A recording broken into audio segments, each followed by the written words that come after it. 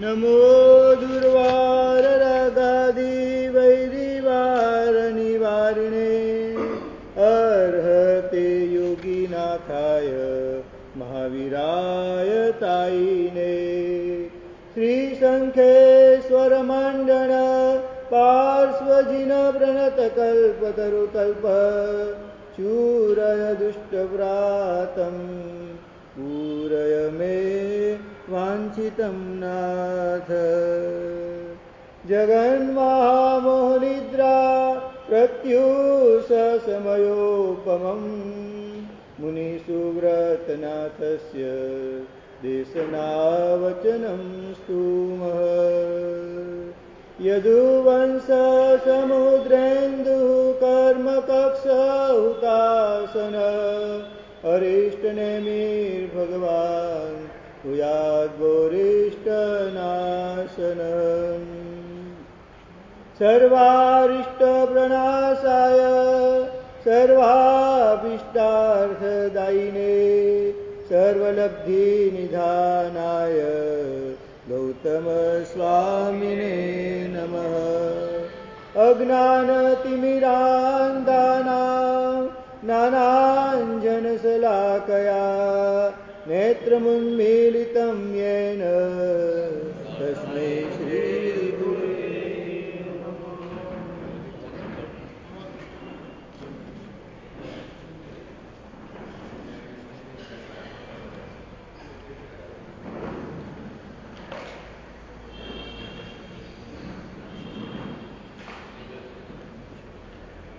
ॐ ह्रीं ॐ नमो अरिहन्ताणम्। ॐ ह्रीं ॐ नमो सिद्धाणाम्। ॐ ह्रीं ॐ नमो आयर्याणम्। ॐ ह्रीं ॐ नमो वज्रायाणाम्। ॐ ह्रीं ॐ नमो लोये सब्बसाहूणम्। एषो पञ्चनमुक्कारो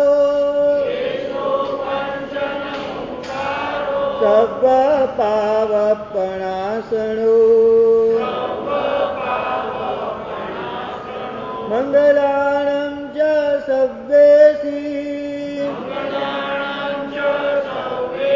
पदमं वै मङ्गलम्। ॐ ह्रीं ॐ नमो अरिहन्ताणम्। ॐ ह्रीं ॐ नमो सिद्धाणाम्।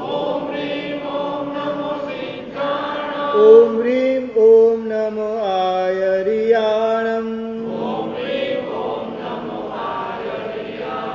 ॐ ह्रीं ॐ नमो वज्रायाणाम्। ॐ ह्रीं ॐ नमो लोये सब्बसाहूणम्। एषो पञ्चनमुक्तारो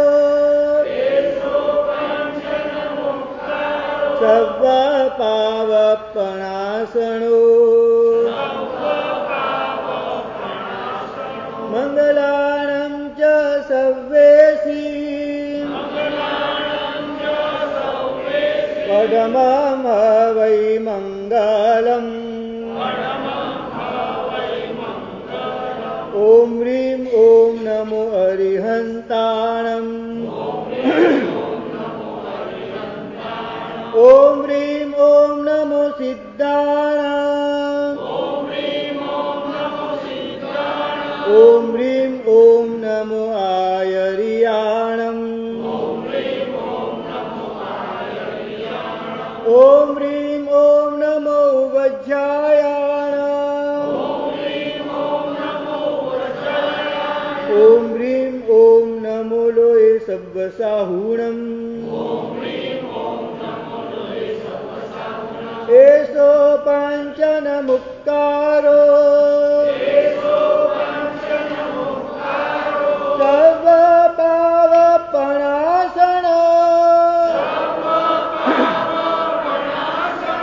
मङ्गलानं च सव्येसिम् परमं वै मङ्गलम् चत्तारि मङ्गलम् हरिहन्ता मङ्गलम् सिद्धा मङ्गलम् साहु मङ्गलम् केवलीपन्नतो धम्मो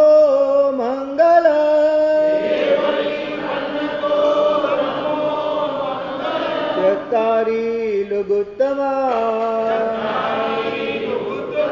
हरिहन्ता लघुत्तमा सिद्धा लघुत्तमा साहु लघुत्तमा केवलीपन्नतो धम्मो लघुत्तमो चत्तारि शरणं प्रवज्यामि हरिहन्ते शरणं प्रवज्यामि सिद्धे शरणं प्रवज्यामि साहु शरणं प्रवज्यामि केवलीपन्नतं धम्मं शरणं प्रवज्यामि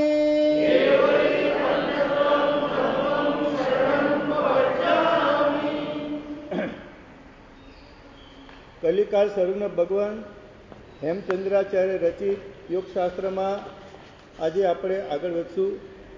કાલે આપણે જોયું ભરત મહારાજા છઠ ખંડના સ્વામી હતા, છતાં પણ યોગને સાધના કરતા કરતા અને મીઠી પડી ગઈ અને અનિત્ય ભાવના, એકત્વ ભાવના વગેરે ભાવનાનું ભાવન કરતા કરતા શિવજ્ઞાની પ્રાપ્તિ કરી. તો આપણે ત્યાં કીધું ને ગઈકાલે કે કરોડોનો મોક્ષ થયેલો છે, એક સાથે લાખોની દીક્ષા થયેલી છે, એવા પ્રસંગો જીન શાસ્ત્રમાં નોંધાયેલા છે.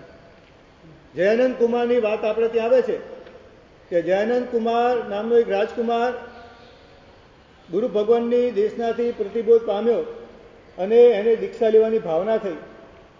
આદે નામ કર્મ બહુ જોરદાર હશે કે એ બેટલો લોકપ્રિય હતો જયાનંદ કુમાર. આખુંનું જયાનંદ કેવલી નામનું ચરિત્ર આવે છે. તો એ જયાનંદ કુમાર દીક્ષા લેવાનો છે સાંભળી અને કેટલા બધા રાજકુમારો, મંત્રી પુત્રો, શ્રેષ્ઠી પુત્રો એ બધા તૈયાર થયા. 50,000 લોકો તૈયાર થયા. અને એ બધું સાંભળીને પબ્લિકમાંથી, રાજ્યના બીજા લોકોમાંથી કે આટલા બધા રાજકુમારો, મંત્રી પુત્રો દીક્ષા લઈ રહ્યા છે, બીજા 50,000, એમ 1 લાખની સાથે જૈન કુમારે દીક્ષા લીધી. હા, ઘણા બધા પ્રસંગો આપણે ત્યાં નોંધાયેલા છે. આપણે અત્યારે 45 કે 80 દીક્ષા થાય એટલે આપણને એમ લાગે અધા થઈ ગયું. પણ શું વાત છે, આદે નામકર્મ જોરદાર છે એમને.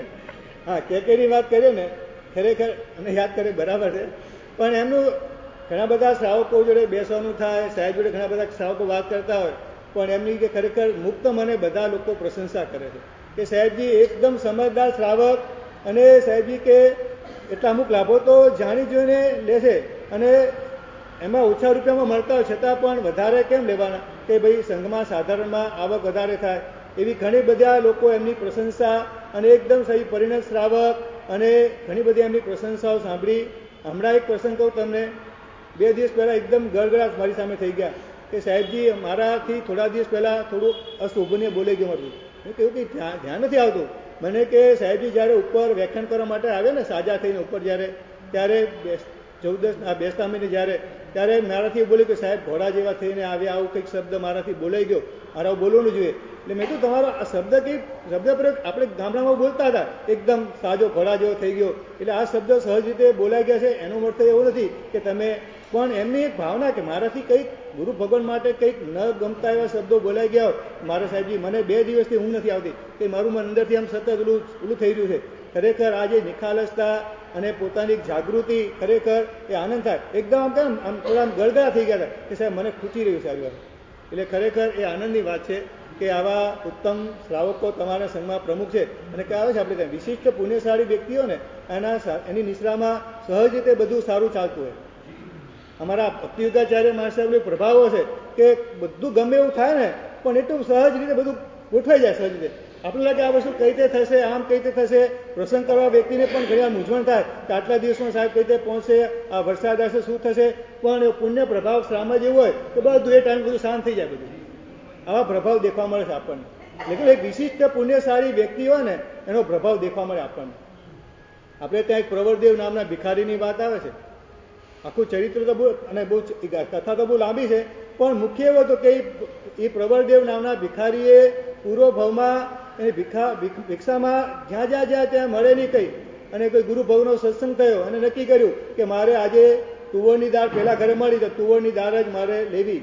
આવા અભિગ્રહ ધારણ કર્યા. એના કારણે શ્રાવિકા બહેનોને થયું કે આ ભિખારી પણ જો અભિગ્રહ ધારણ કરતા હોય તો આપણે એવી રીતે જ વસ્તુ બનાવીએ તેના કારણે એને પેટ ભરાઈ જાય. અને આવા અભિગ્રહ ધારણ કરવાના કારણે બીજા ભાવમાં કોઈ શ્રેષ્ઠના ઘરે જન્મ થાય છે. એ જન્મ થાય એની પહેલાં એ કઈ નગરમાં કોઈ નૈમિત્તિક શાસ્ત્ર આવેલા અને રાજાએ પૂછ્યું કે હવે ભવિષ્યમાં અમારા નગરની પરિસ્થિતિ કેવી છે. ત્યારે એ નૈમિત્તિક શાસ્ત્રે કીધેલું કે તમારા નગરમાં હવે આવતા વર્ષે 3 વર્ષનો ભયંકર દુષ્કાળ પડવાનો છે. કે તમારે જેટલું ધાન્ય ભેગું કરેલું કરી લો, જેટલો પાણીનો સંગ્રહ કરેલો કરી લો, પણ ભવિષ્યમાં 3 વર્ષ ભયંકર દુષ્કાળ પડવાનો છે. એટલે તમારે જે કંઈ ભેગું થાય જેટલું બચાય અને જેટલી એની વ્યવસ્થા પહેલાં એડવાન્સમાં કરી લો. અને રાજાએ બધા ધાન્યના ભંડારો ભરી દીધા, પાણીની બધી વ્યવસ્થા કરી અને ચોમાસું આવે ભયંકર વરસાદ વરસ્યો. એટલે નૈમિત્તિકને બોલાવવામાં હરામખોર કે આવા બધા તું નૈમિત્તિક જોવે છે, આ બધું મારે બધું ભેગું કરી કરવાનું શું? એમ કે ના, કે આ ગ્રહોની દશા જોતા એવું લાગે કે આ રાજ્ય ઉપર ભયંકર 3 વર્ષનો દુષ્કાળ પડવાનો છે. 100% પડે છે. એમ કે આ ગ્રહોની દશા જોતા એવું લાગે છે. પણ આવું થયું કે વરસાદ તો પડ્યો છે, દુષ્કાળ ક્યાંથી પડે? તો કે મારા જ્યોતિષમાં જોવામાં કોઈ મિસ્ટેક નથી. નક્કી કોઈ આ નગરમાં કોઈ વિશિષ્ટ પ્રકારનો પુણ્યશાળી વ્યક્તિનો જન્મ થયો એવું લાગે છે, બાકી આવું બની શકે નહીં. અને પછી જ્ઞાની ભગવંત આવ્યા ત્યારે કહેવામાં આવ્યું કે આ પ્રવરદેવ નામનો ભિખારી અત્યારે જે શ્રેષ્ઠના ઘરમાં જન્મ્યો છે એનું વિશિષ્ટ પ્રકારનો પુણ્ય પ્રભાવ છે, એના કારણે 3 વર્ષનો દુષ્કાળ પણ ટળી ગયો. જે વ્યક્તિની સાધનાથી પણ આવું થઈ શકતું હોય તો પરમાત્માના પ્રભાવથી, ગુરુ ભગવાનના પ્રભાવથી શું ના થઈ શકે? તો એટલી બધી વાર્તાઓ આપણે એટલા બધા મજાના પ્રસંગો છે ને, ખરેખર આમાંથી કેટલી બધી વસ્તુ જાણવા મળે આપણને બધી. એટલે લાખોની દીક્ષા, કરોડોનો મોક્ષ. આપણે ત્યાં શાસ્ત્રમાં વાત આવે છે કે છે ને એક વ્યક્તિ આજે કદાચ અત્યારે આ ક્ષણે સિદ્ધ થયા, દાખલા તરીકે અત્યારે 7:20 થઈ છે, અને કદાચ બીજી સેકન્ડ, ત્રીજી સેકન્ડ, બીજો કલાક, ત્રીજો કલાક એમ સિદ્ધ ના થાય. એક દિવસ વીતી ગયો, બીજો દિવસ વીતી ગયો, એમ ગેપ કેટલો પડે? એક સિદ્ધ ને બીજા સિદ્ધ વચ્ચે તો 6 મહિનાનો ગેપ પડે વધારે વધારે. આવું બને જ નહીં, પણ કદાચ બને તો 6 મહિના, એક સિદ્ધ થયા પછી બીજો ગેપ પડે તો 6 મહિનામાં પાછો એક કોઈ સિદ્ધ થાય ને થાય. નિયમ છે. એટલે આપણે કહેવાય કે ભલે કર્મ સત્તા, કર્મની રાજા, કર્મની ચુંગાલ, કર્મમાં ફસાયેલા અને ફંદામાં, પણ છતાં પણ 6 મહિને મિનિમમ વધારે જ થાય છે. આ તો બનતું જ નથી, પણ કદાચ આવું બને કોકવાર. કાળ અનંત કાળ છે. એટલા પૂછાય સિદ્ધાંતમાં આવું બધું લખેલું છે શાસ્ત્રમાં કે વધારે સિદ્ધનું આંતરું 6 મહિનાનું પડે. આજે કોઈ સિદ્ધ થયા પછી ગેપ પડે 1-2 દિવસ, 3 દિવસ, 1 મહિનો, 2 મહિનો, એમ 6 મહિના પહેલા કોઈક સિદ્ધ થાય ને થાય. એવી રીતે સર્વવીરતીમાં 15 દિવસનું આંતરું બતાવ્યું છે. એક વ્યક્તિ આજે સર્વવીરતીના પરિણામ દીક્ષા લીધી અને કદાચ ગેપ પડ્યો, આપણે અત્યારે ગેપ પડે ને 4 મહિનો ગેપ પડશે ને કદાચ, પણ મહાદેવ ક્ષેત્રમાં તો ચાલુ છે ને. આ સર્વલોકીય અપેક્ષાની વાત છે. મહાદેવમાં ક્ષેત્રમાં કદાચ બને કે આજે કોઈ દીક્ષા લીધી અને ગેપ પડ્યો, 15 દિવસ સુધી કોઈ દીક્ષા ન લે, પણ 15મા દિવસે કોઈની દીક્ષા થાય ને થાય. એટલે સર્વવીરતી માટે 15 દિવસનું આંતરું બતાવ્યું છે, અને દેશવીરતી માટે 12 દિવસનું. કોઈ આજે સામાયિક સાથે સમ્યક સાથે 12 વ્રત ઉચર્યા એટલે દેશવીરતી સામયિક લીધો, દેશવીરતી ધર્મ લીધો અને કદાચ ગેપ પડ્યો તો 12 દિવસનો ગેપ પડે. અને આજે કોઈ વ્યક્તિ નવું સમ્યક્ત્વ પામ્યો અને કદાચ બને, આવું બનતું નથી પણ કદાચ બને તો 7 દિવસનું ગેપ બતાવે છે કે 7 દિવસ સુધી કદાચ કોઈ સમ્યક્ત્વ ના પામે, પણ 7મો દિવસ પૂરો થાય એની પહેલા કોઈ વ્યક્તિ સમ્યક્ત્વ પામે. એટલે સિદ્ધમાં 6 મહિનાનું આંતરું ગેપ, પછી સર્વવીરતીમાં 15 દિવસનો, દેશવીરતીમાં 12 દિવસનો અને સમ્યક્ત્વમાં 7 દિવસનો ગેપ પડે. પણ આવું ઓછું બને, પણ આવું કદે પડે તો આવું વધારે નથી, વધારે કોઈ પડે 7 દિવસ એટલે કોઈ વ્યક્તિ નવો સમ્યક્ત્વ પામે જ. આમ તો ક્ષણે ક્ષણે સમ્યક્ત્વની ઘટના ઘટી જ રહી છે આમ જોવા જઈએ તો, પણ કદાચ બને આવું કોકવા તો 7 દિવસથી વધારે કોઈ દિવસ ગેપ પડે નહીં સમ્યક્ત્વ પામમાં. એક મજાના પદાર્થો. એટલે કહેવાનો મતલબ એ છે કે ભલે કર્મ સત્તા પ્રભાવશાળી હોય પણ છતાં પણ જીવની તાકાત, જીવની એવી શક્તિ છે, જીવમાં એવી વિશુદ્ધિ પડેલી છે, જીવમાં એવું અનંત ગુણો પડ્યા છે, એ પ્રગટ થયા વગર રહેતા જ નથી. એનો કાળ પાકે તારે તે જીવ તે રીતે આગળ વધતો જશે, ગુણઠાણો આગળ વધતો જશે. આગળનો શ્લોક આપણે જોઈએ. પૂર્વમ અપ્રાપ્ત ધર્માપી પરમાનંદ નંદિતા યોગ પ્રભાવત પ્રાપ મુરુદેવા પરમ પદમ. 11મી આ ગાથા જે છે કે પૂર્વમ અપ્રાપ્ત ધર્માપી, એટલે કે પહેલા જેને કોઈ ધર્મની પ્રાપ્તિ થઈ શકી નથી એવા મરુદેવા માતાની વાત છે. પરમાનંદ નંદિતા, પરમ આનંદથી આનંદ પામેલી એવી મરુદેવા માતા જે છે યોગના પ્રભાવથી પરમ પદમ પ્રાપ, એટલે કે પરમ એટલે કે મોક્ષ પદવીને પ્રાપ્ત કર્યા. એટલે મરુદેવા માતાની આપણને ખબર જ છે કે નિગોજમાંથી નીકળી અને ડાયરેક્ટ ઉત્ક્રમ આખો વિકાસ થયો છે. જનરલ જીવનો વિકાસ સમજાયેલું પહેલા કે પૃથ્વી કાયમાં આવે, પછી અપ કાયમાં આવે, પછી તેવ કાયમાં આવે, પછી વાવ કાયમાં અને પછી વનસ્પતિ કાયમાં આવે. પણ મરુદેવા માતા એવા વિશિષ્ટ તથા ભવ્યત્વના સ્વામી એવા કે એમને ડાયરેક્ટ કૂદકો મારી નિગોજમાંથી નીકળી અને ડાયરેક્ટ ઉત્ક્રમે જેને કહેવાય એને પહોંચી ગયા ડાયરેક્ટ વનસ્પતિમાં, અને ત્યાં પણ કેરના ભવમાં રહેલા બાજુના રહેલા કાંટા સહન કર્યા, અને એના કારણે એમને ડાયરેક્ટ મનુષ્યની પદવી અને પણ કહેવી મરુદેવા માતા બનવાનું સૌભાગ્ય. એટલે કે પહેલા શ્રી ઋષભદેવ પરમાત્માને અને 18 કોડાકોડી સાગરોપમ પછી આંતરું જે હતું તીર્થંકર પરમાત્મા નતા, સર્વવિતિ ધર્મનો ઉદય થાય એવું આખું સૂરજ ઉગ્યો ત્યાં મરુદેવા માતા દ્વારા. એટલે કે ઋષભ પરમાત્માને જન્મ અપાવ્યા મરુદેવા માતા એમનો જે છે આ યુગના પ્રભાવથી જે છે એ મરુદેવા માતા જે પરમ આનંદની પદવીને પ્રાપ્ત કરી. પરમાનંદ નંદિતાનો મતલબ એ જે છે કે પરમાત્મા એટલે મરુદેવા માતા જે છે એમને લખ્યું છે ત્યાં કને આ યુગશાસ્ત્રમાં જ આગળના કે મરુદેવા માતા જે છે ત્યાં લખ્યું તીર્થંકર પરમાત્માની સમૃદ્ધિ, એટલે કે 4 અતિશય 8 મહાપ્રાતિહાર્ય વગેરેનું દર્શન કરતા કરતા એટલે યોગ જનિત સ્થૈર્ય ત્યાં શબ્દ લખ્યો છે યોગશાસ્ત્રમાં કે મરુદેવા માતાને આ મન વચન કાયના યોગો જે છે પરમાત્માની આવી અદ્ભુત યોગ ઐશ્વર્યને જોતા જોતા એવા અંદર સ્થિર થઈ ગયા કે પરમાત્માની ભાવ દશામાં પહોંચી ગયા, અને મરુદેવા માતાને આ કેવ જ્ઞાન અને હાથીની અંબાડી ઉપર 14મું ગુંઠાણું એ મોક્ષની પણ પ્રાપ્તિ મરુદેવા માતાએ કરી લીધી. યોગનો પ્રભાવ એવો જે છે કે માણસ જે છે પોતાની આત્મામાં પોતાના આત્માના ઉપયોગમાં એ જે ઓતપ્રોત થઈ જાય એટલે કર્મનો ભૂક્કો બોલવાનો શરૂ થઈ જાય.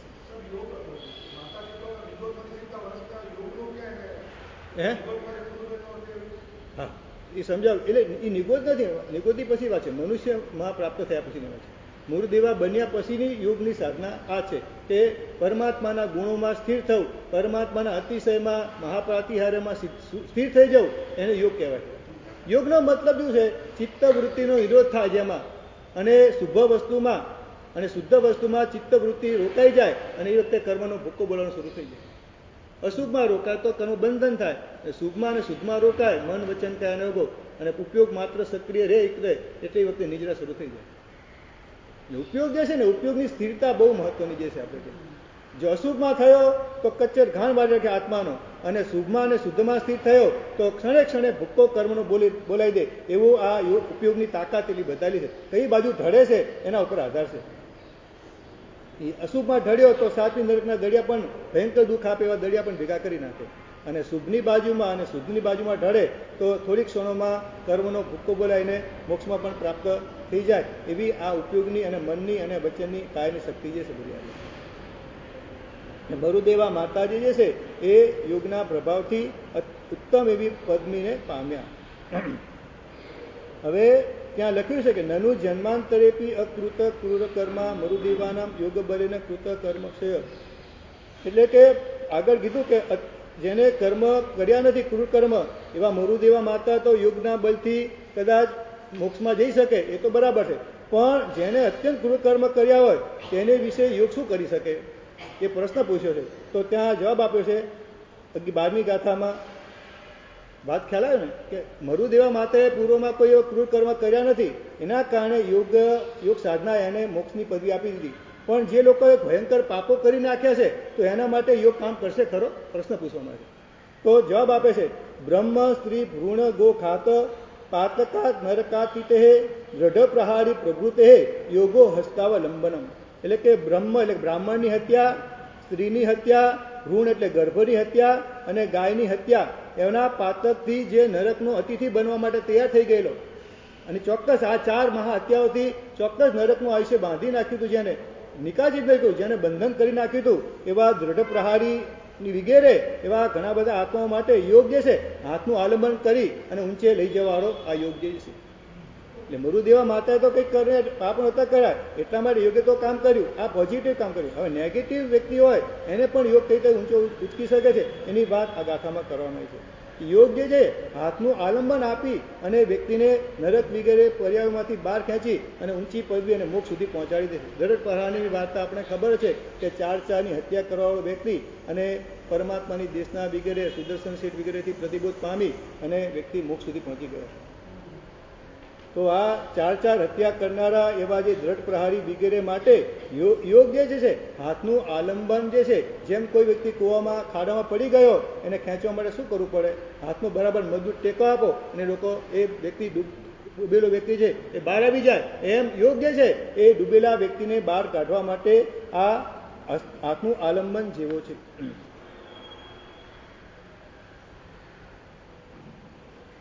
એક મજાનો શ્લોક પણ આમાં લખ્યો છે પ્રાકૃતમાં, પુરાવી સહાવેણમ વિષય વિષ વસાણુગા વિહોણમ ભાવીય જીર્ણ વૈણમણા તેલોક્ત સુહાવહા હોંતી. એટલે કે સ્વભાવથી ક્રૂર વ્યક્તિ હોય અને વિષયના વિષથી એકદમ વ્યાપ્ત થઈ ગયા હોય, વિષયો પ્રત્યે આસક્તિવાળા હોય એવા વ્યક્તિઓ પણ જે છે જીન વચન ભાવિત વૈણ, એટલે કે પરમાત્માના વચન જેને ભાવિત કર્યા છે એવા ઘણા બધા આત્માઓ જે છે એ ત્રૈલોક્યના સુખને વહન કરવાવાળા થયા છે. એટલે ધર્મની તાકાત બસ મુખ્ય વસ્તુ છે કે ગમે તેવો પાપીમાં પાપી વ્યક્તિ હોય પણ જ્યારે ભાવથી ધર્મના શરણે જાય છે, પરમાત્માએ બતાવેલી બાહ્ય આભ્યંતર તપ વગેરે ક્રિયામાં જાય છે, ત્યારે એના ભવોભવના પાપોને ખતમ કરવાનું કામ આ યોગની સાધના ધર્મની આરાધના કરતું હોય છે, એવું કહેવા માંગે.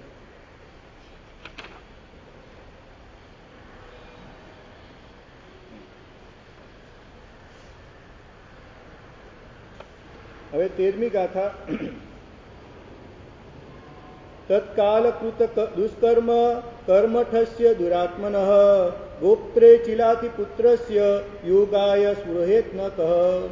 એટલે કે જેને તત્કાલ દુષ્કર્મથી એકદમ કઠણ થઈ ગયેલા એવા દુરાત્મા એવા ચિલાતી પુત્રને માટે યોગ જે છે, યોગે જેનું રક્ષણ કર્યું એવા યોગને માટે સ્પૃહા કોણ ન કરે.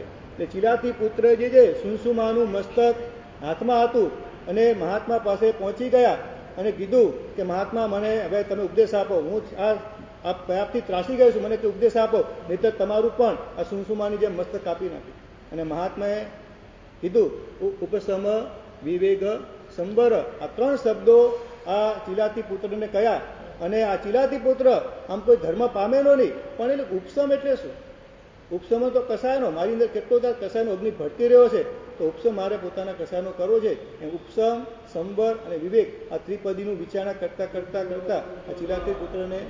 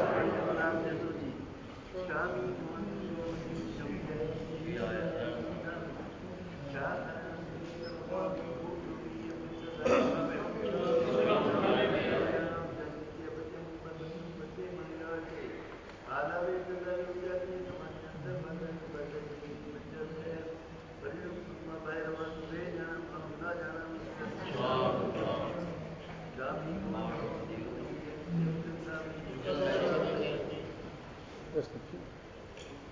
કાલે ગુરુ ભગવંતે આપણને વ્યાખ્યાનમાં કહેલું એના સંબંધી પ્રશ્નો. પૂતગલનો એટલે કે વસ્તુનો રાગ દૂર કરવા માટે શું કરવું એ ગુરુ ભગવંતે કાલે મજાનો ઉપાય બતાવેલો. કોઈને ખ્યાલ હોય તો બોલો. પૂતગલનો એટલે વિષયો પ્રત્યેના રાગને દૂર કરવા માટે શું કરવું જોઈએ? બોલો દિનેશભાઈ, બોલો. બરાબર. પૂતગલના કોઈ પણ વસ્તુ જે છે એના ભૂતકાળના પર્યાયમાં જાઓ ને ભવિષ્યના પર્યાયમાં જાઓ તો તમને રાગ થવાની સંભાવના બહુ ઘટી જાય છે. બીજું, દરિયામાં 60 દિવસ રહેલા વ્યક્તિ જ્યારે બહાર આવ્યો ત્યારે પત્રકારોને શું કીધું? બોલો. 1 ફૂટ જમીન અને 1 ફૂટ જમીન ઉભા રહેવા માટે મળે અને 1 ગ્લાસ મીઠું પાણી પીવા મળી જાય ને તો આપણે ભગવાનની સાથે ફરિયાદ કરવાની કોઈ જરૂર નથી કે ભગવાન મને આ નથી મળ્યું, આ નથી મળ્યું. બરાબર, એકદમ બરાબર જવાબ છે. કાલે કહેલું કે પાર્શ્વનાથ ભગવાનના 5 કલ્યાણકની વાત જે છે દિવસ યાદ હતો બોલો એ. અને બીજું ઠીક છે કે એ દિવસે શું કરવાનું મેં કહેલું કે એ દિવસે શું શું કરી શકાય. બોલો કોઈને ખ્યાલ હતો? એ દિવસે પ્રેરણા કરેલી કે 5 કલ્યાણકના દિવસોમાં આવું કરવું જોઈએ. હાથ ઊંચો કરો, એમ નહીં બોલો. બોલો. અધૂરો થોડો વ્યવસ્થિત બોલો તો ખ્યાલ આવતી. બોલો.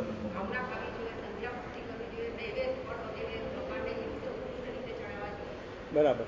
એટલે કાલે કહેલું કે જ્યારે જ્યારે પ્રભુના 5 કલ્યાણક આવે ત્યારે વ્યક્તિએ અથવા સંઘ તરફથી રોજ આપણે 1 ફ્રૂટ ધરતા હોય તો એ દિવસે અલગ અલગ પ્રકારના ફ્રૂટ ધરવા, એક નૈવેદ્ય સાકરનો વગેરે ટોકરો વગેરે ધરતા હોય તે દિવસે વિશેષ પ્રકારે નૈવેદ્ય ધરવા, આપણા ઘરમાં બનેલી 4 પ્રકારના આહારની થાળી ધરવી, વિશેષ પ્રકારે સંધ્યા ભક્તિ, આંગી વગેરે વિશેષ પ્રકારે ભક્તિ થાય એવું કરવું.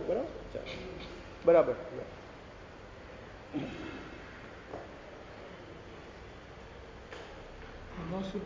કર્તવ્ય રાગ દ્વેષ સજ્જય આલુષ્યમેન હિત્યર્થા શસ્ત્રે તિષ્ઠતિ.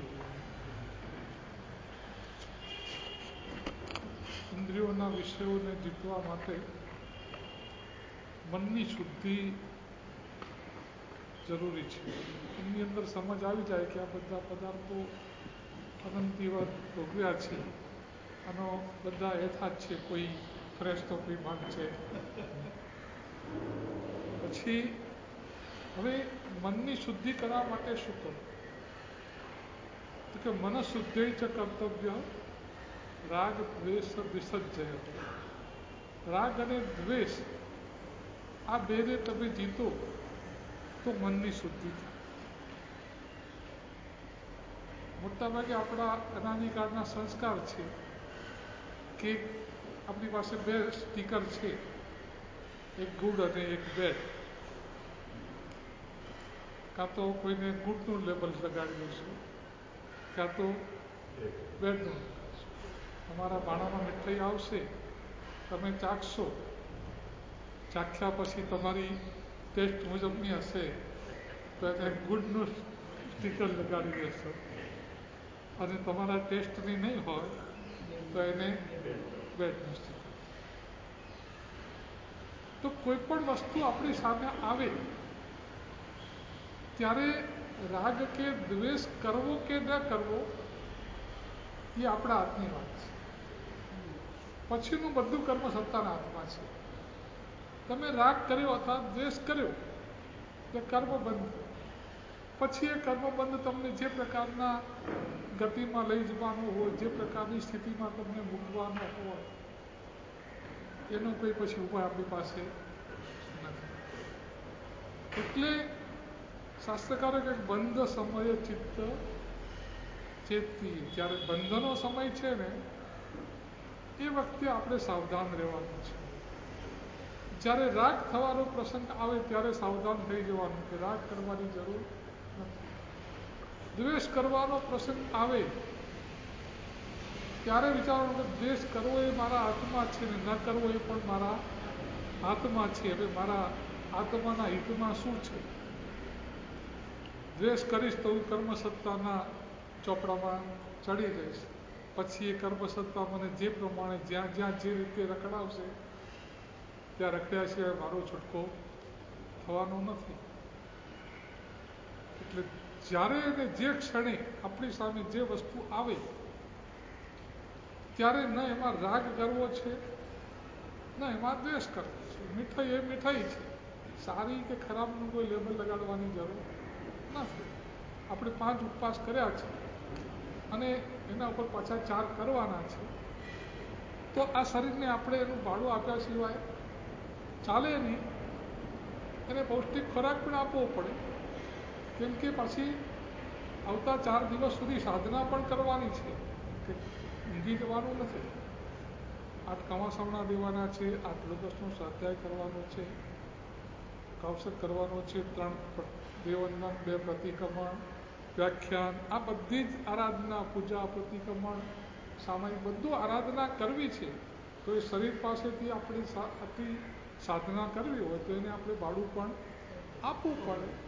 એટલે જે કંઈ ભાગ્યશાળીઓએ બનાવ્યું હોય તમારી ભક્તિ માટે, એમાંથી તમારા શરીરની રિક્વાયરમેન્ટ હોય એટલું તમે જરૂર વાપરજો, પણ એને કોઈ સ્ટીકર નહીં લગાડતા કે આ ગુડ છે અથવા બેડ છે.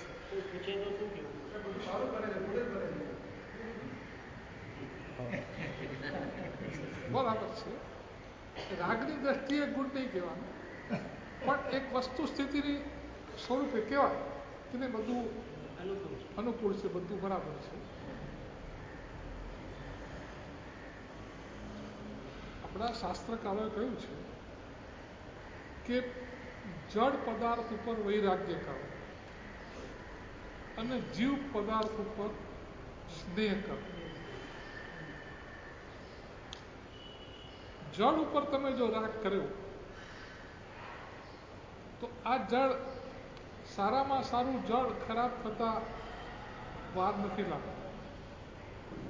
સનત કુમારનું રૂપ એવું હતું ને કે ઇન્દ્ર મહારાજા પણ એના વખાણ કરે અને દેવતાઓને એ મગજમાં બેઠી નહીં કે અમે દેવતાઓ છીએ, અમારું તો વૈપ્રિય શરીર હોય અને માણસનું તો ઉદારિક બધું ગંધવાળથી ભરેલું શરીર હોય. માણસ કોઈ દાડો દેવથી વધારે રૂપાળો હોય નહીં.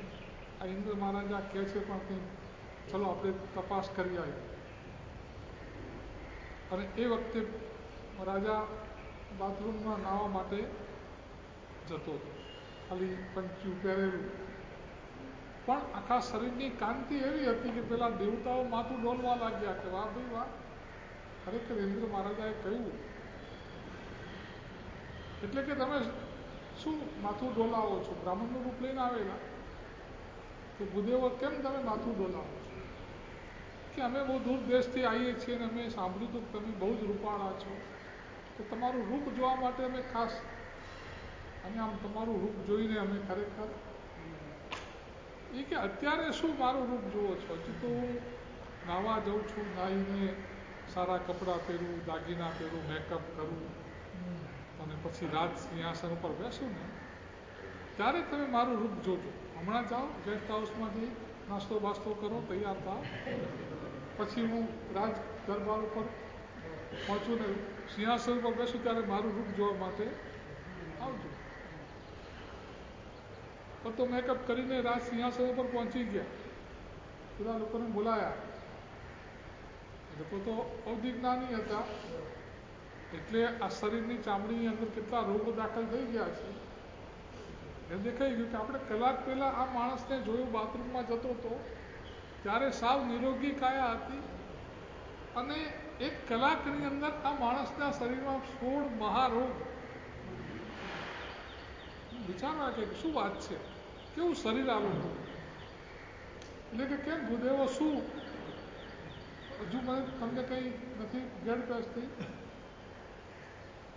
કે મહારાજા તમને અમે જ્યારે જોયા હતા પહેલી વખત ત્યારે તમારી કાયા નિરોગી હતી, અત્યારે તમારી કાયામાં મોટા મોટા 16 રોગ દાખલ થઈ ગયા છે.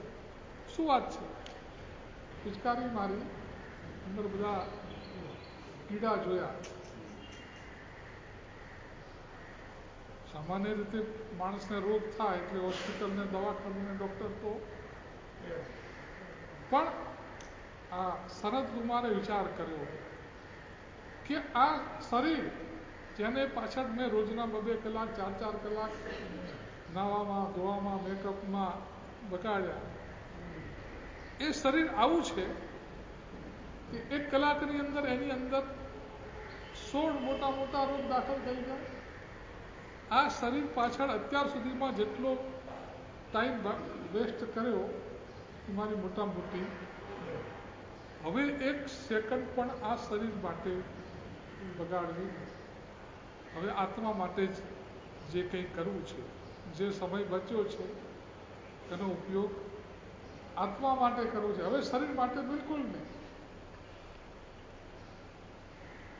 રાજપાટ છોડી દીધા, દીક્ષા લીધી. શરીરની કોઈ ચિંતા નહીં. આખા શરીરના રોગો ફૂટી ફૂટીને શરીરની અંદર બધી ચામડી ખરાબ થઈ ગઈ, પણ એ પોતાની આત્માની મસ્તીમાં કે આ શરીર જે અંદર હતું એ બહાર આવ્યું છે, એમાં કંઈ નવાઈ કરવા જેવું કંઈ છે જ નહીં. અને આ રીતે જ્યારે પોતાના દેહ પ્રત્યેનું જ્યારે મમત્વ જતું રહ્યું, ફરી પાછા ઇન્દ્રે પ્રશંસા કરીને ફરી પાછા દેવું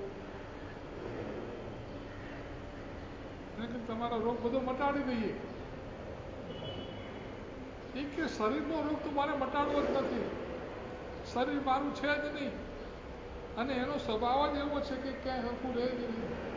એને સુધારવું શું કામ છે? મારે તારી પાસે મારા આત્માના રોગની દવા હોય, ક્રોધની દવા હોય, માનની દવા હોય તો લાવ. બાકી આવી દવા તો મારી થૂંકમાંય છે. હું ધારું તો મારું થૂંક લગાડું તોય મારી ચામડી સરસ થઈ જાય, પણ મારે કરવું જ નથી. ખાતર ઉપર દિવેલ ના કરાય. એમ જે સડન પડન સ્વભાવવાળું છે, પૂરણ ગલન સ્વભાવવાળું છે, જે સતત નાશવંત છે, એની પાછળ મારે મારી લબ્ધિનો ઉપયોગ કરીને પણ કામ શું છે? એટલે જળ પ્રત્યે વૈરાગ્ય કેળવવાનું શાસ્ત્રકારોએ કહ્યું છે, અને જીવ પ્રત્યે સ્નેહ કેળવવાનું છે. કોઈ પણ જીવ હોય એને કંઈ પણ તકલીફ હોય, આપણને એમ થાય કે આપણાથી જો આને દૂર થતી હોય, અને લગભગ બધા જીવજંતુઓ છે ને એ પોતાના જાત ભાઈઓની કેર લેતા હોય છે. હમણાં જાપાનની અંદર વારંવાર ધરતીકંપ થાય ને તો ત્યાં બધા મકાનો લાકડાના અને એવા બધા હોય. એક માણસનું ઘર આવું લાકડાના પાર્ટીશનનું મકાન હતું, કંઈક પાટિયું ઢીલું પડી ગયું, એને ખીલી નાખીને ફિટ કર્યું. પછી 1 વર્ષ પછી એ પાટિયું કંઈક પલળી ગયું હશે, તેને પાટિયું ખોલ્યું તો અંદર એક ગરોળી હતી. ગયા વર્ષે એને ખીલી મારીને પાછળ ગરોળી હતી. ગરોળીની પૂંછડીમાંથી આરપાર ખીલી જોયું કે ગરોળીની પૂંછડીમાં ખીલીના કારણે ગરોળી ક્યાંય. પછી એને થયું કે હજુ ગરોળી જીવતી કેવી રીતે છે? 1 વર્ષ પહેલા મેં ખીલી મારી તો 1 વર્ષ ખાધા પીધા વગર આ ગરોળી જીવે કેવી રીતે? જીવે છે. એનાથી મારે વોચ કરવી પડશે શું છે. એને બરાબર ધ્યાન રાખ્યું તો એક બીજી ગરોળી આવી અને ખોરાક લઈને એના મોઢામાં મૂકી. ત્યારે ખબર પડી કે 1 વર્ષથી આ ગરોળી જીવે છે, એની પાછળ આ બીજી બધી ગરોળીઓ જે છે એ એને. તો જીવ પ્રત્યેનો સ્નેહ આ ક્ષુદ્ર જંતુઓમાં જેટલો છે ને એટલો આપણામાં છે કે કેમ એ સવાલ છે.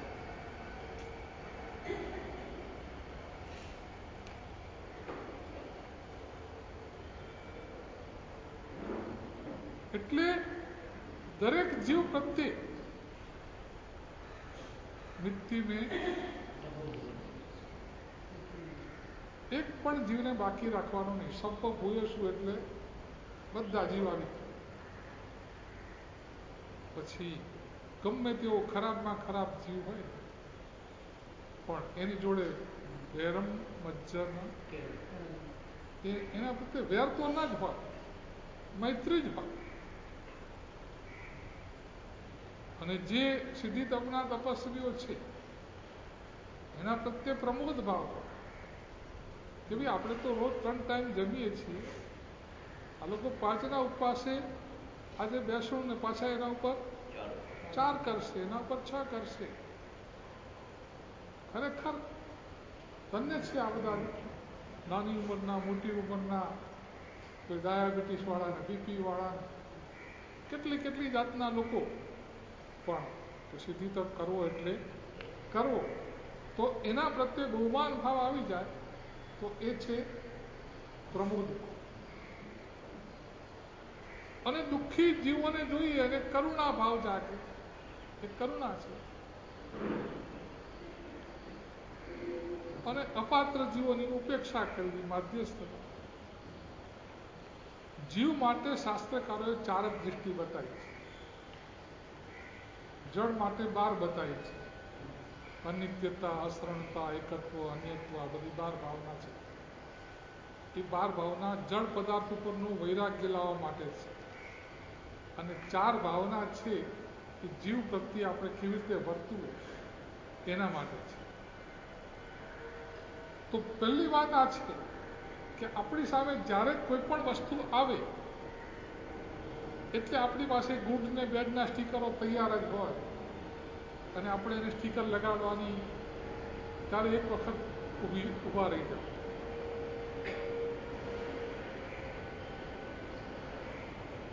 કર્મ સત્તા સામે જો આપણે જંગ જીતવો હોય તો આ જ ક્ષણ છે કે જે ક્ષણે તમારી સામે રાગ કે દ્વેષનું નિમિત્ત આવે ત્યારે રાગ પણ ન કરો ને દ્વેષ પણ ન કરો અને તમે જો સમતામાં રહી જાઓ તો કર્મના ચોપડામાંથી તમે નવી એન્ટ્રી પાડતા બચી જાઓ અને જૂની એન્ટ્રી ખતમ પણ થાય. તો આ એક જ કડી નબળી છે કર્મ સત્તા. મોહરાજાએ જે કંઈ આપણને સંસારમાં ફસાવવાના બધા કાવતરા કર્યા છે એમાં એક જ કડી એવી છે કે આ કડીને જો તમે તોડી નાખો તો તમે આગળ જતા સંસારના બધા બંધનોને, જે ક્ષણે તમારી સામે ચીજ આવે રાગ પણ કરવાના ચાન્સ છે, દ્વેષ પણ થવાના ચાન્સ છે. ન રાગ કરીએ ન દ્વેષ કરીએ. સ્વાદિષ્ટ વસ્તુ આવી તો પણ રાગ નહીં કરતો, મીઠું નાખવાનું ભૂલી ગયા હોય તો પણ દ્વેષ ના કરતો. વસ્તુ એ વસ્તુ છે, પદાર્થ એ પદાર્થ છે, ખોરાક એ ખોરાક છે. થાળીમાં જે પદાર્થ છે એ પણ જળ છે અને એનાથી જેને ફાયદો થવાનો છે એ પણ જળ છે. આપણે તો ચેતન છીએ, આપણે કંઈ આમાં સીધું લેવા દેવા કંઈ છે નહીં.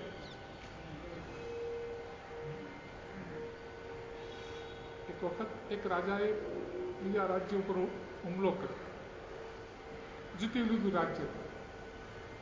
એને નક્કી કર્યું કે આખા રાજ્યને લૂંટી લો, આપણું રાજ્ય નહીં, દુશ્મનનું રાજ્ય છે. પછી એને કીધું કે જેટલા માણસો બધાને પકડો, એને આપણે ગુલામ તરીકે વેચી દઈશું, એના પૈસા આવશે. આટલા બધા માણસોને પકડીને કંઈ જેલમાં તો માય નહીં, એટલે એને મોટા મોટા હોલોની અંદર માણસોને ભર્યા અને બજારમાંથી સાંકળો લાવીને બધાને સાંકળથી બાંધ્યા. એક મોટો હોલ, એમાં 500,000 માણસો અને બધાને સાંકળ બાંધી દીધી. એમાં જે આ સાંકળ બનાવનારો મેન્યુફેક્ચર જે લુહાર હતો ને એને પકડેલો નહીં, એને સાંકળથી બાંધેલો. એને જોયું કે મારી કંપનીનું સાંકળ છે. પોતે કંપનીના માલમાં ક્યાં ગડબડ કરતા હોય ને એને તો ખબર જ હોય. અને બધા ધંધાદારી માણસો કમાવા માટે થોડોક અમુક જગ્યાએ નબળો માલ, અમુક જગ્યાએ આ બધું કરતા હોય એટલે એને ખબર કે આમાં કઈ કઈ કડીઓ વીક છે કે એને જો થોડીક જોર કરીએ તો તૂટી જાય, બાકીની જે પ્યોર લોખંડ છે એ તો કંઈ તૂટવાનું. એટલે એને જે નબળી કડી શોધી કાઢી, થોડી આમ ઘસી, એક કડી તૂટી ગઈ સાંકળ. એને કીધું સ્ટેજ ઉપર ચડીને કે જો મેં મારી બધી સાંકળ તોડી નાખી, તમારે જો સાંકળ તોડવી હોય તો હું તમને જે કડી કહું આ એક જ કડી ઉપર તમે મહેનત કરો, બાકીના કોઈ કડી ઉપર તમે મહેનત કરશો તો તમારું કંઈ કામ ચાલવાનું. આ કડીને તમે બરાબર ઘસીને થોડી મહેનત કરીને કરશો તો આ કડી તૂટી જશે, તો તમારી આ બંધન તૂટી જશે ને આપણે અહીંથી પેલું સમજાઈને જતો રહ્યો. પછી જેટલા લોકોએ એ પ્રમાણે ઘસ્યું ને તોડ્યું એ બધા છૂટી ગયા, ને જે લોકોએ મહેનત નહીં કરી એ બધા. તો નાની ભગવંતોએ આપણને કહ્યું કે આ જ એક કડી નબળી છે રાજાના સર્કલમાં, કે તમારી સામે જ્યારે કોઈ ચીજ આવે ત્યારે રાગ કરવો કે ન કરવો, દ્વેષ કરવો કે ન કરવો, એમાં તમે સ્વતંત્ર છો. એકવાર રાગ કર્યો, એક વખત દ્વેષ કરી દીધો, પછી આ સંસારની માયાજાળમાં કર્મસત્તા તમને જે ગતિમાં રખડાવે ને જે દુઃખો આપે ને એમાં તમારું કશું કોઈ ધાર્યું ચાલવાનું નથી. તો એક જ વસ્તુ છે જે આપણા હાથની છે, આપણે ધાર્યા પ્રમાણે કરી શકીએ છીએ. તો આપણી બધી શક્તિ ક્યાં લગાડવાની? બંધ સમય જ્યાં રાગ થવાનો અવસર આવે તરત સાવધાન થઈ ગયો કે મારે રાગ કરવાનો, ક્યાંય દ્વેષ કરવાનો અવસર આવી જાય તરત સાવધાન થઈ જવાનું કે મારે દ્વેષ કરવાનો. નિમિત્તો તો તમને દુનિયામાં મળવાના છે. તમે કહ્યું કે મને ગાળ દીધી માટે ગુસ્સો આવ્યો, પણ ગુસ્સો તમે કરશો, ગાળ ભલે એને દીધી, પણ ગુસ્સો તમે કરશો તો સજા તમને થવાની છે. તો ભૂલ બીજો કરે, ગાળ બીજો દે અને સજા આપણે આપણા આત્માને કરીએ, આખું ગાબડનું કામ તો. જેટલું આપણે આ ભગવાનની વાણીને બરોબર સમજશું તો આપણા જીવાતા જીવનમાં ડગલે ને પગલે વગર લેવા દેવાના કર્મબંધો આપણે કરતા હોઈએ છીએ. નાનીઓ કહે છે કે અનર્થ દંડના પાપ તો છોડી જ દો, આ જ ક્ષણે તમારા માટે કોઈ જરૂરી નથી. તમારા સંસારમાં જીવવા માટે કદાચ જે અર્થદંડના પાપ કરવા પડતા હોય એ પણ રડતા રડતા ને ડરતા ડરતા કરો તો એ પાપનો બંધ તમને બહુ ઓછો થશે. પણ જો રાચી માચીને પાપો કર્યા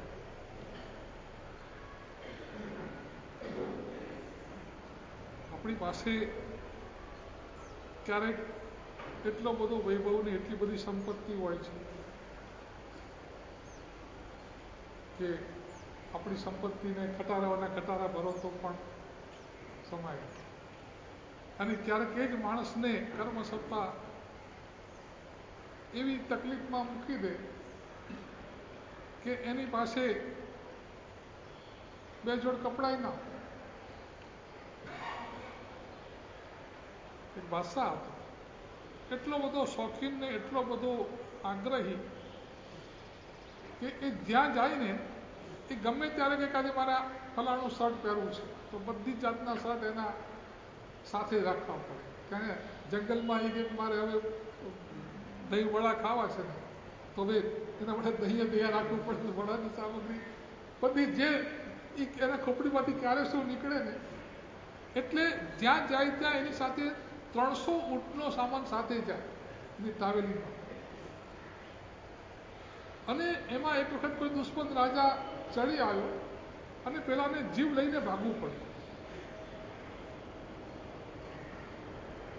હવે રાજાના કપડામાં તો પકડી જાય એટલે ફકીરના કપડા પહેરી લીધા અને ખાવા માટે ભીખ માગવાનો અવસર આવ્યો.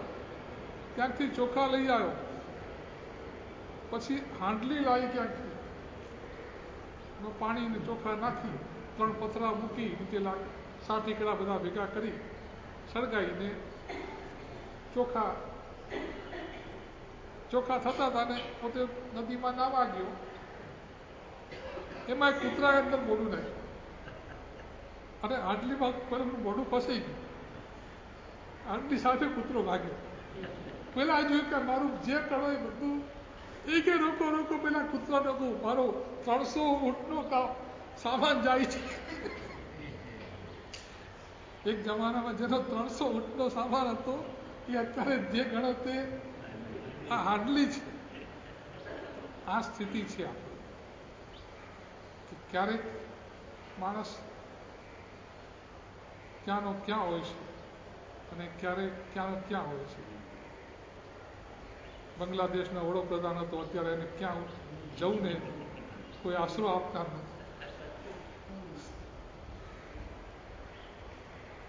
કર્મ સત્તા ક્યારે કોને કઈ સ્થિતિમાં મૂકી દે ને અને કોઈ ખબર ના પડે એવી આ સંસારની વિષમ સ્થિતિ છે. એને જો આપણે બરોબર સમજી લઈએ તો ક્યાંય રાગ કરવા જેવો નથી, ક્યાંય દ્વેષ કરવા જેવો. આ સંસાર છે, વિચિત્રતાઓનો ભંડાર છે. ત્યાં તમને આવા બધા જ સમાચારો સાંભળવા મળી શકે છે. ક્યારેક શું થાય ને શું ન થાય કશી ખબર ના પડે. તો આપણે આપણી સામે જ્યારે પણ જે પણ ઘટના ઘટે એમાં સારું થયું કે ખોટું થયું આ બધી જાતના લેબલ લગાડવાના બદલે સંસાર છે ચાલ્યા કરે. જગત જીવ હે કર્મા ધીના. હા હોય હોય બસ એ યાદ રાખી દેવાનું. આપણા મહાપુરુષે કેવી સરસ મજાની સજાઓ બનાવી કે ગમે તેવો માણસ ગમે તેવું કરે તો જગત જીવ હે કર્મા ધીના, અચિરેજી કચ્છું અને લીના, આપ સ્વભાવ મેં અવધુ સદા મગન. તો બસ આવું સરસ મજાનું આપણને ભગવાનનું શાસન મળ્યું છે. આવી ભગવાનની વાણી આપણને સાંભળવા મળી છે. તો હવે નવા કર્મબંધ આપણે ન થાય એનાથી અટકીએ એના માટે પૂરા પ્રયત્નો કરી જીવનને મંગળ કરીએ. શિવમસ્તુ સર્વ જગત પરહિત નિરતા ભવન્તુ ભૂતગણા દોષાઃ પ્રયાન્તુ નાશ સર્વત્ર સુખી ભવતુ લોકઃ. વિશ્વમાં રહેલા સર્વ જીવો સુખી થાઓ, સમતા ભાવને પ્રાપ્ત કરો, સમાધિને પ્રાપ્ત કરો, પાપ કર્મથી મુક્ત થાઓ, સકલ સંઘનું મંગલ અને કલ્યાણ થાઓ, સિદ્ધિ તપ વગેરે ચાતુર્માસિક આરાધના નિર્વિઘ્ને સુખ સાતા પૂર્વ પૂર્ણ થાવ ભાવના સાથે 12 નવકાર.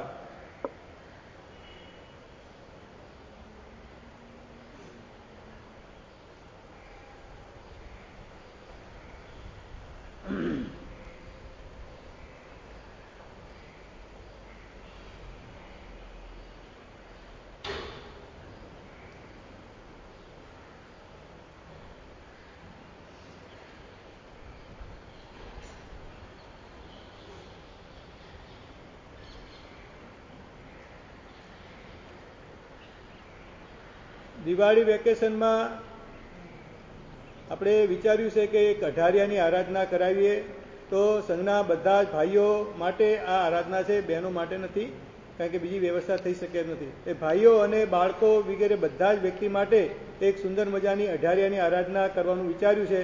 તો અત્યારથી નક્કી કરજો કે મારે આ અઢારિયાની આરાધના કરી નવકાર મંત્રનું લાયસન્સ, બીજું અઢારી કર્યું તો ઈરિયાવેનું લાયસન્સ, અને માર પહેર્યું તો એ પણ પહેરાવી દઈશું તમને, ચોકી એમાં પણ બહુ વાંધો નહીં આવે. એટલે તમારે જે કંઈ આરાધના કરવાની, એક અઢાર્યું થઈ ગયું, બીજું અઢાર્યું એક પણ ન કર્યું હોય તો દિવાળીના વેકેશનમાં ફરવાનો પ્રોગ્રામ ગોઠવતા નહીં. પણ આ મહત્વના જે ધનતેરસ, તમારા અપેક્ષા જે કહેવાય કાળી ચૌદશ, દિવાળી, બેસતું વરસ, જ્ઞાન પાંચમ, ચોમાસી ચૌદશ, આ બધા જ ઉત્તમ દિવસો જે છે આ અઢારીમાં આવી જશે તમારા.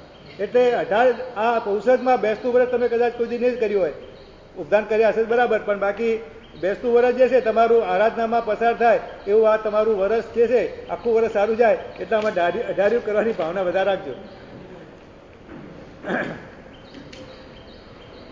બોલો શ્રી ચિંતામણી પાર્શ્વનાથ ભગવાન પરમ પૂજ્ય આચાર્ય દેવ શ્રી ચંદ્ર સુરેશ્વરજી મહારાજા, પૂજ્ય ગુરુ ભગવંતો, પૂજ્ય સાધુજી ભગવાન એમની નિશ્રામાં આપણી ચાતુર્માસિક આરાધના, સિદ્ધિ તપની આરાધના અને બીજી આરાધનાઓ ચાલી રહી છે. સાહેબના આશીર્વાદથી આ બધું વધારે સફળ થાય એ જ અભ્યર્થના. આજના સિદ્ધિ તપના બેચના અત્યારે મીનાબેન પ્રવીણચંદ્ર નાગરદાસ ગોરા પરિવાર અને સાંજે 4 કલાકે ચંદ્રકાંતભાઈ મણીલાલ મોદી પરિવાર તરફથી છે. સર્વે સમયસર પધારી લાભ આપવા વિનંતી. અત્યારે બેચનાની વ્યવસ્થા થઈ ગઈ છે અને આવતીકાલે ભવ્ય સ્નાતક મહોત્સવ લાભાર્થી ધીરજબેન ગાંધીદાસ શાહ પરિવાર અને સ્નાતક મહોત્સવમાં પધારેલા સર્વેની પધારેલા જે હોય એમની સાધકની ભક્તિ એ પ્રમાણે લાભ આપવા માટે વિનંતી. બોર્ડમાં એક લાઈન બાકી જે લખાઈ જશે અત્યારે એટલે એ પ્રમાણે આવતીકાલે પધારેલાની સાધકની ભક્તિ છે. સ્નાતક મહોત્સવમાં સમયસર પધારી અને ઘરની ચિંતા નથી. તપવાળાને તપમાં છે, બાકીનાને અહીંયા વ્યવસ્થા તો જરૂરથી લાભ આપશો જ. એક જનરલ નોલેજ માટે સવાલ જવાબની એક રમત જેમાં જીન શાસનનું ઘણું જાણવા મળશે. ગુલજા સિમસિમ શનિવાર બપોરે 2:30 થી 4:30 બહેનો અને બાળકો માટે. હા, આવતીકાલે આજે શનિવાર એટલે આજે, રવિવાર આવતીકાલ, શનિવાર આજે.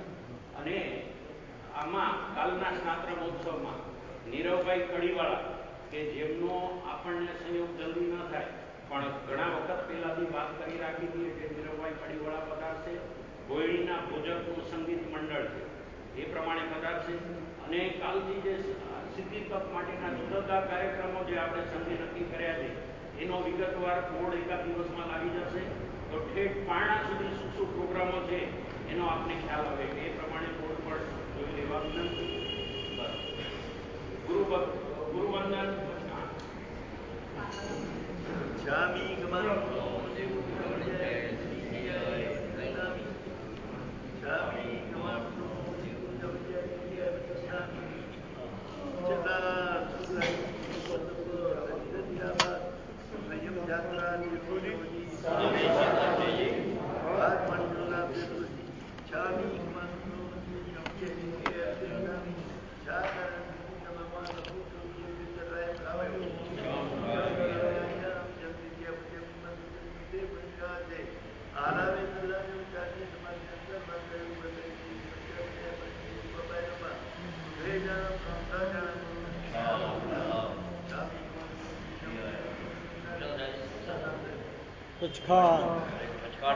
નૌકા સિદ્ધિ આંબેલ ઉપવાસ છે કોઈ ઉપવાસ પાણહાર સુરેગે પાણા પાણા સોલે વાલેના છે ઉસરે લોકર સિદ્ધિ આંબેલ સુરે નૌકાશ્રી પુરસી સાત પુરસી મુસ્લિમ જોમ જામ તને પચ્છન કર ના હે બિન વિદે ઉચકાઈ અનંત તન સંસાન દેયાર નિરાશમ જે સંસ્કાઈ પ્રિયમ કિયા સાગર ના ઉદરા પૂર્ણ પાણા સોલે ના સંદેશા છે કારણ મોસી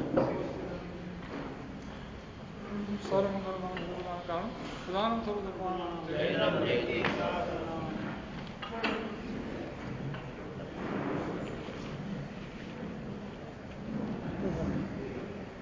પતામાં સાહેબજી છે.